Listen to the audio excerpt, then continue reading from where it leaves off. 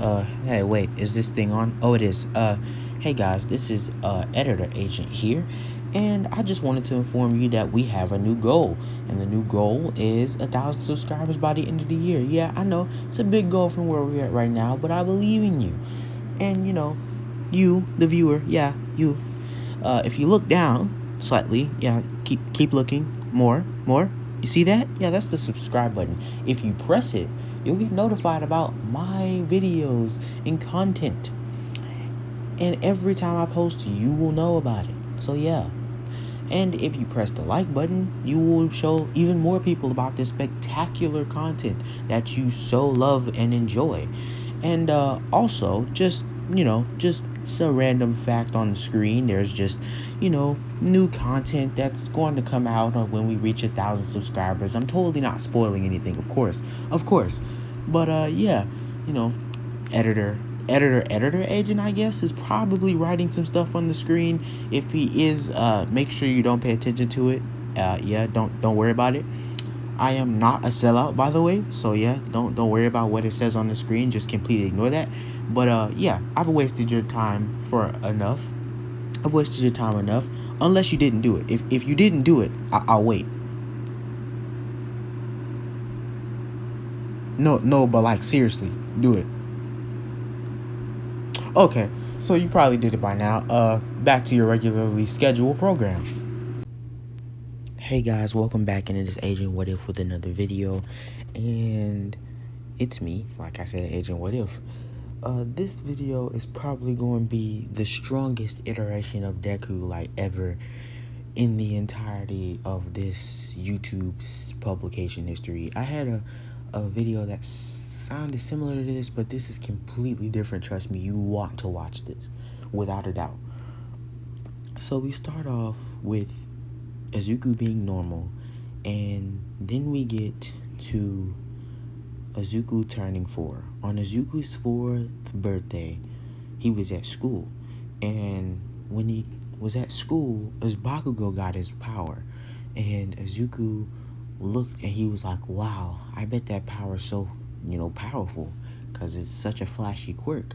And everyone was complimenting Bakugo on his quirk and, how good it was. And Bakugo went over to Izuku and asked him if he had unlocked his quirk.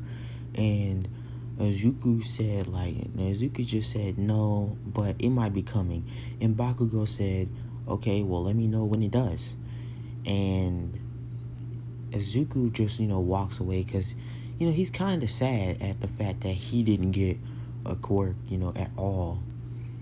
And Izuku was on his way home at the end of that day because he does walk home. His home's not that far away. Izuku was walking home and, he sees these two people walking past him, they're just talking, they're friends, and one of them accidentally bumps into Izuku, right? But they don't even notice, and Izuku falls to the ground and he scrapes his knee. And Izuku, starts crying, not like wailing, but like he starts tearing up. And Izuku's like, why does it hurt so much? Stop. I wish it just stopped hurting altogether. And Izuku's quirk then activated. And Izuku's scratched knee just disappeared. It disappeared altogether. Izuku got up because he didn't feel anything anymore. So he just got up and he was like, what's going on? And Izuku's eyes were glowing green. And Izuku just kept walking home, weirded out. He opened the door to see his mother, and, she, came to hug him because she just had got back from work. And Izuku told his mother what happened, and she was like, okay, well, we'll go to the Quirk doctor. It is Friday anyway, so I'll take you to the Quirk doctor tomorrow. It's also my day off, so I'll take you to the Quirk doctor. We flash or go forward to going to the Quirk doctor, and immediately the Quirk doctor's just like, okay, Miss Midoriya, is that right? And and Inko says, yes, that's right. Well, we'd like to do some tests on your son. Is that okay with you? And she said, yeah, that's fine. And she asked Izuku, and Izuku said, yeah, okay. So they took him into the room, right? And, they were just testing to see if he had any physical abilities. So they, got like this little hammer, like this little plastic hammer, and they tapped his knee, right? And Izuku just started falling, like he just fell to the ground and started screaming, like, and Iko busted through the door, like, what's wrong? What's going on? And Izuku was just writhing in pain, and doctor's like, I don't know. I just tapped to see if his body worked the same way, because sometimes when you get quirks, your body's like stop working the way they did before. And she was like, well, whatever you're doing, you're hurting him, so stop. And the doctor just put his hands up and backed away. And Izuku was just like, ow, he was just yelling and screaming. And then Inko was like, come on. And then, I'm taking you home. And Izuku was like, no, Mom, I want to see what's going on. And, he was thinking back to himself, Bakugo has a quirk, so I have to find out what mine is. And the doctor, like, said, you can stay in the room, Miss Inko. I won't do anything, I promise. And, she reluctantly agrees, and they go through a series of tests. Izuku shows no physical prowess, but absurd durability, like ridiculous durability. He's almost invulnerable to every form of attack. His body actually absorbs, his body actually absorbs quirks. So if he gets hit with any projectile that comes from a quirk, it won't do any damage. If it's like fire or something, he'll absorb it and he'll be able to shoot it back at his opponent at 2 times its strength. But the downside to this amazing ability is that Izuku's pain receptors are heightened to the extent where even the slightest tap could feel like to Izuku getting kicked in the face. So yeah, Izuku's pretty much invulnerable and his body is invincible to damage, but his pain receptors are so high and amplified that anything hurts him, right? And Inko was like, wow, that's a really powerful quirk. And she thinks to herself with a little bit of relief, at least I don't have to worry about him ever being killed. That's such a relief as a parent. And Izuku's like, is that all, doctor? And it was like, well, you do also have another ability, which seems to be you can make high intensity vibrations or shock waves. And that could be a useful quirk if you wanted to be a hero. I recommend, not being a hero, though, because with your pain receptors being that high, you can seriously injure yourself just from, the mental backlash of getting hit once. And Izuku's determined and tells his mother that he's ready to go, and the doctor's like, yeah, you can go. We've done a checkup fully. And Izuku goes home, and Inko starts immediately, like helicopter momming and just around him all the time.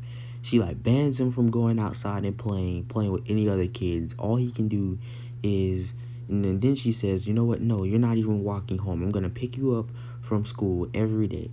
And she started going online and looking for safety padding and stuff because she didn't want him to fall or anything. Izuku, with this helicopter momming, really couldn't do anything. He was a 4-year-old. Then we kind of skip to when Izuku turned 6. When Izuku turned 6 years old, he was walking down the stairs one day, not paying attention, when he slipped. And Inko, being on edge all the time, she, extended her hand out. And for the first time in a long time, her quirk activated, but she was able to pick up Izuku. And this was strange because normally she couldn't pick up anything besides, like an action figure. And it turns out that her quirk had awakened, it had evolved. So Inko, in her helicopter momming, decided that she was going to foster her power and make it stronger, and then she was going to become a hero. Long story short, by the time Izuku was 8, she had already become one of the top 30 heroes, and she had bought them a really big house, and they moved to a different neighborhood because she wanted to make sure that Izuku was safe. She even hired a private tutor and everything and stuff like that. This is actually where Izuku meets Todoroki, because they happen to live right next to each other. And Izuku sneaks out sometimes when his mom's not home to go out in the back and practice, his quirk.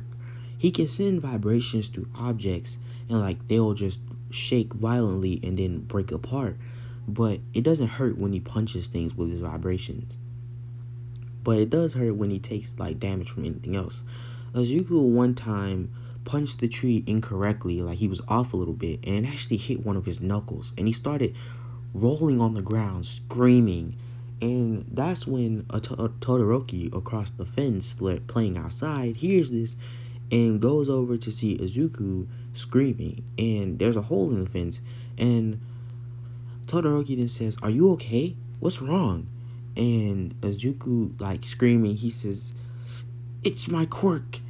And Todoroki says, "What? How does your quirk hurt you? That's not how quirk works. Quirks work." And Izuku says, "You wouldn't understand." And he begins to get up. And Todoroki says, "Wait, but seriously though, are you okay?" And Izuku says, "Yeah, I'm fine," with like a stressed sweat drop like expression on his face, because Izuku's like pain receptors, it doesn't just stop hurting like after a couple seconds. It hurts like depending on how hard he hit the object, or like how hard something hit him. It can hurt it can span from mere moments of intense pain to like hours, like to straight hours of agony. This was a 15-minute session, so yeah, he was going to be hurting for a while. And Todoroki heard this, and Todoroki used his quirk to get over the fence, and he went to see Izuku on laying down, holding his hand and just crying, right? Izuku says, "What are you doing across the fence?" And he says, "I'm here to help you." And Izuku says, "I don't need your help." And Todoroki says, "That's okay. I'll just sit here." And he says, "You don't have to. I don't need anyone's." And Todoroki says, "I understand. I'm not helping you. I'm sitting here because I want to, nothing more." And Izuku looks away, still holding his hand. And that's kind of the beginning of their friendship. We then skip to when they were 12 years old. At this point, Izuku's resistance to pain has gone up quite a bit. Like, he can take being hit multiple times and, not falling to the ground, or like, not just writhing in pain. Like, it'll still hurt for like minutes on end, but it'll just be hurting. So Izuku's pain, like, resistance has gone up exponentially. He's actually been training with Todoroki, which has been helping this process, because they eventually figured out that if Izuku wanted to be a hero like he said he wanted to, then he would need to be able to like use his durability, to put his durability to good use, and not be like scared to get in front of a punch because it's like, oh, it'll hurt real bad. So Izuku like goes through this entire process. Endeavor thinks that Izuku is a worthy friend because like his quirk is basically too powerful. Like, his quirk is just ridiculous. He's invulnerable, and he can literally shoot back any attack that's thrown at him that's like a projectile from a quirk 2 times faster and 2 times stronger. So yeah, he thinks of him as a worthy friend for Todoroki. And Inko really doesn't care, because Inko's just like, well, as long as y'all don't play too rough. And she sees that Izuku really does want to be a hero, and she knows that if she keeps on telling him he can't, then he'll just do it anyway. So, she'll just supervise them, right? And then we actually skip 3 more years until they're 15. And this is where the story gets interesting. Izuku essentially is like, "Okay, Todoroki," or Shoto. And Shoto's like, what are you talking about? And he's like, "So we're going to go to UA, right?" And Todoroki then says, "Of course." And they, apply.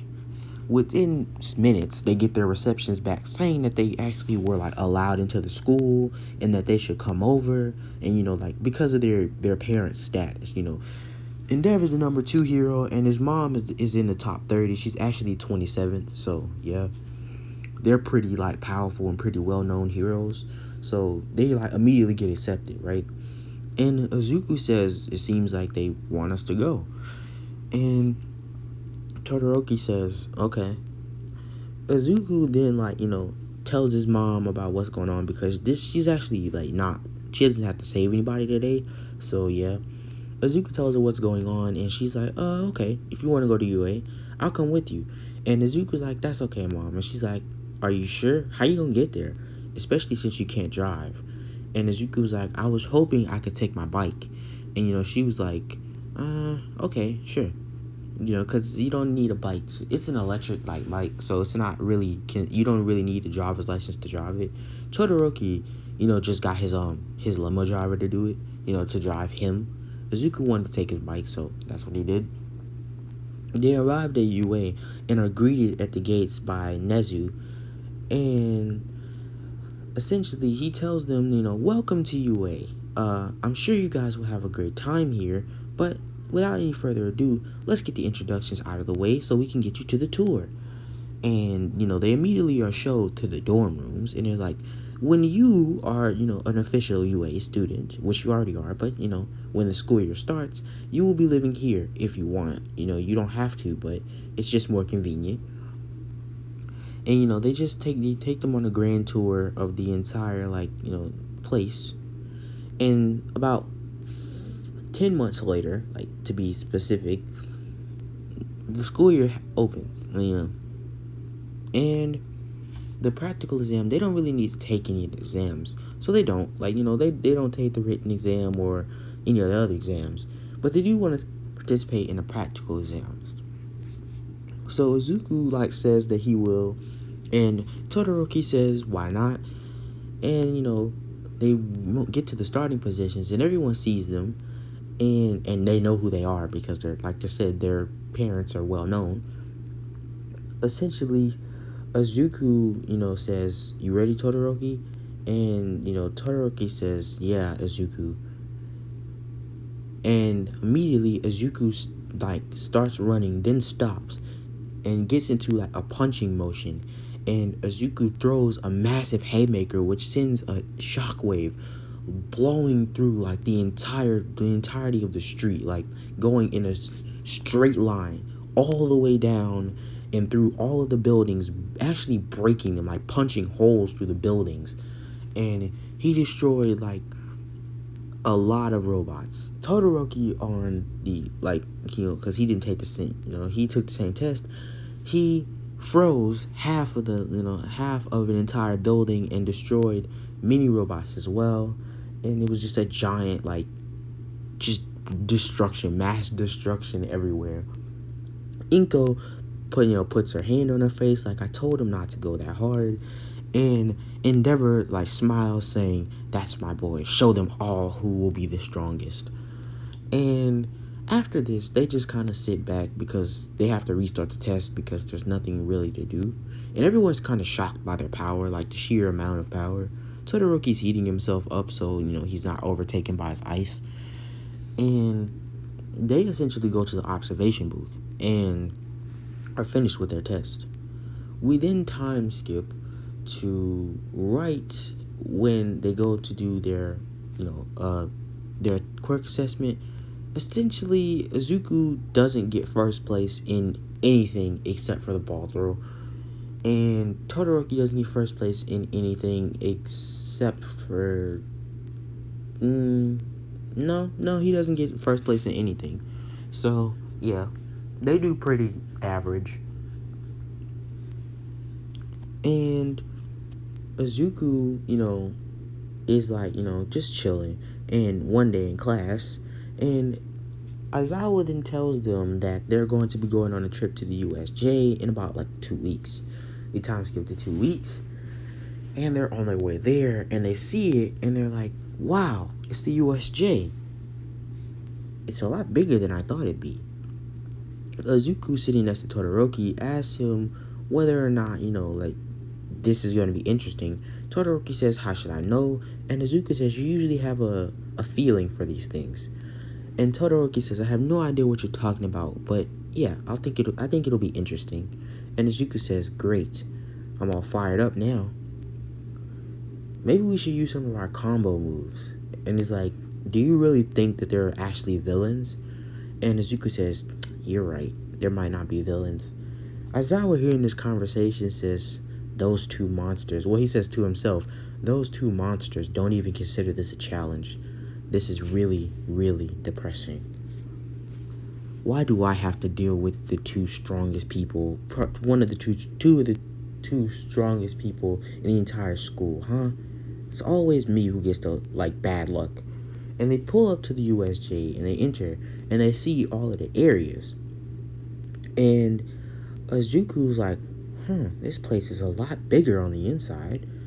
And Todoroki says, I don't really think it is. It's probably just because you've never been here before. The place is pretty massive on the outside. It's definitely bigger from the outside. Izuku then just says, whatever. And Aizawa begins to explain what they'll be doing, but then he is interrupted by Kirishima, who says, wow, UA is really the best hero school. And Aizawa says, okay. And before he can finish speaking again, he says, they even got us villains. And Aizawa's like, what are you talking about? There aren't any villains here. And he says, they're not? Then who are those people running at us with sharp objects? And Aizawa turns around to see, like, Shigaraki and, Komagiri open the portals, and a wave of villains just start running forward. Aizawa immediately, like, jumps down, tells 13 to protect the kids, and, try to get a signal out to the other heroes. He starts going ham on everybody there, and, just destroying them. But he's getting tired. 13 tries to, communicate, but, there's nothing she can really do. No one's picking up. The lines are, like, cut. So Ida is then instructed by 13 to go retrieve, like, the heroes. And Izuku's just like, this is an interesting turn of events. And Todoroki says, only you will think of this as an interesting turn of events. Izuku says, so how about we participate? It looks like Aizawa is getting overpowered, slowly but surely. He says, sure, why not? I'll go first. And Todoroki uses his ice to slide down and jumps off doing a backflip landing. And he says, so who's first? All of you? That's a nice choice. And he just uses his fire in a wave and sends it out, and it hits multiple people, sending them all backwards and, lighting them on fire. And it started to drop and roll. He then freezes all of them in a straight line, taking out, like, multiple villains. Aizawa then tells him to get back, or showed Aizawa to Todoroki to get back. And Izuku then jumps down, and says, wow, that still hurts a lot. And Aizawa then says, why are you up here? There are villains. And then Izuku interrupts him saying, look, you were getting overpowered, so we just came to help. Bakugo comes running down the stairs as well, because he wants to get some action as well, and he doesn't want to be outdone by these two people. He still knows Izuku, but he just hasn't gotten a chance to talk to him because he's changed so much. So Izuku is just using his shockwaves to, like, completely blow all of them back and knocking them out in, like, waves, and spreading his attacks out and stuff, and even shooting his vibrations into the ground, which is shaking the ground up and knocking them off their balance. Todoroki even starts shooting fire at Izuku, and Izuku absorbs it, and he shoots it. When he shoots it out, it's blue, but when Todoroki shot it out, it was red.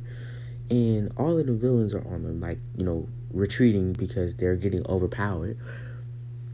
And, Shigaraki says, Komagiri. And Komagiri says, of course, master. And then he opens up the portal for the Nomu. And Shigaraki says, Nomu, destroy all of them. And the Nomu begins running and starts ripping, like, through the entire wave of the petty villains that are there. Starts, throwing them aside. And Izuku is like, oh god. And he starts moving out of the way, like, motioning, running backwards. And that's when Aizawa, like, grabs it, with his cloth and tries to nullify its quirk, thinking it's just super strength.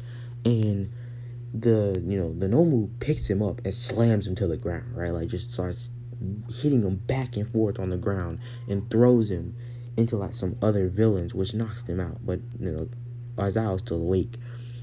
Todoroki then says, Izuku, what are you doing? And he says, we can't beat that thing. Look how it just ragdolled, Aizawa. And he's like, what do you mean? You can definitely beat it. And Todoroki then says, not this again. And he's like, what are you talking about? And he says, you always do this. Whenever it's someone who has super strength, you never want to fight them because you know it's going to hurt. And Izuku's like, and why shouldn't I? I know it's gonna hurt, so why would I willingly run into that? He's like, you're the only one who can probably take its punches without dying. And the only one who can distract it long enough to give the other heroes a chance to get here. And Izuku says, I know. I just need a second. And, Todoroki says, we don't have a second. Either you do it now or everyone dies. What's it gonna be? Izuku then says, I hate you, Todoroki, and runs down the stairs and faces off in front of Nomu and says, God, this is gonna hurt. And the Nomu punches him in the face, but he doesn't actually move. And the Nomu itself is surprised, and it keeps on punching Izuku. And Izuku's blocking, and he just starts getting pummeled and pummeled and pummeled into the ground. And, he's screaming, and he keeps on getting destroyed. The Nomu starts using both hands, just slamming down on Izuku in the stomach over and over and over again. He even picks him up by the leg and starts swinging him into the ground repeatedly and throws him into a wall, right? And just starts beating him through the building. And we lose sight of them for a second, but then Izuku comes flying back through another hole open into the USJ, and is hitting the ground and rolling and turning and stuff. And the Nomu jumps up, slamming down on Izuku's head, destroying the ground around him. Izuku's barely conscious, just getting wailed on repeatedly, and he's like, it's the same as back then. And he flashes back to when he was 4 years old and he scraped his knee. Why? Why does it hurt so bad? I shouldn't have to be hurt. And after this, Izuku's vibrations go out in a area of effect all around him and push Nomu back. After this, Izuku's skin turns dark black and his eyes start turning red, red with a black outline, and white lines start going down through his eyes, and his hair gets spiky and he grows claws. And Izuku then says in a distorted voice, so this is the reason I have to come out? This weak little creature? What even is this thing? And everyone notices this transformation, including Bakugo, especially Bakugo. Todoroki says, what is that? Is that Izuku still? And, Izuku starts laughing, holding his stomach, bursting out laughing, even slapping his knee. He's like, this is hilarious to think that I'm so weak that I couldn't even defeat this creature. And the Nomu runs at him, trying to punch him. Izuku grabs it and snaps the Nomu's arm and says, don't interrupt my monologue. And he punches him in the face, sending him flying. And Izuku's like, anyway, where was I? And the Nomu comes running back and he's like, you're tougher than you look. He dodges the first punch and then gets punched in the stomach, but he doesn't even move. And nothing happens because Izuku's pain receptors are completely off. So he's like, you probably expected that to work a little better. Izuku then punches the Nomu in the face, grabs its neck, rips out its throat, and then throws it into the wall. And he then yells at Todoroki to shoot some fire at him. And Todoroki reluctantly just does it. And Izuku says, this is gonna be easy now. And Izuku in this form, any quirk that he comes in contact with that's an emitter type, he can perfectly copy for however long he stays in his awakened form. So Izuku uses the fire that he has now, and he's like, this Nomu's gonna be destroyed, or whatever this thing is, it's gonna be destroyed. The Nomu runs at him again with its arm fixed and tries to punch him in his chin, and it happens. But Izuku overpowers the Nomu's fist with his chin, looking straight into the Nomu's eyes, and he emits a dangerous killing intent that actually knocks out all of the villains around him. And the Nomu itself, starts faltering, it starts shaking and starts going down. It starts getting overpowered by Izuku with one hand. And he pushes it so hard that it starts getting pushed into the dirt and into the ground, and he keeps on doing it, and then the Nomu is completely submerged underneath the ground. Izuku grabs its head, putting both of his palms on the Nomu's ears, and emits blue fire at his highest intensity and starts immediately melting the Nomu's like head. And after he's finished, about 5 seconds, the Nomu's head is completely mush, like nothing. It's just mush. Izuku looks at Shigaraki, but when he looks to see where he is, he's disappeared. That's actually when All Might arrives and says, I am here to see Izuku. But I think with that, I'm going to end this episode. So peace.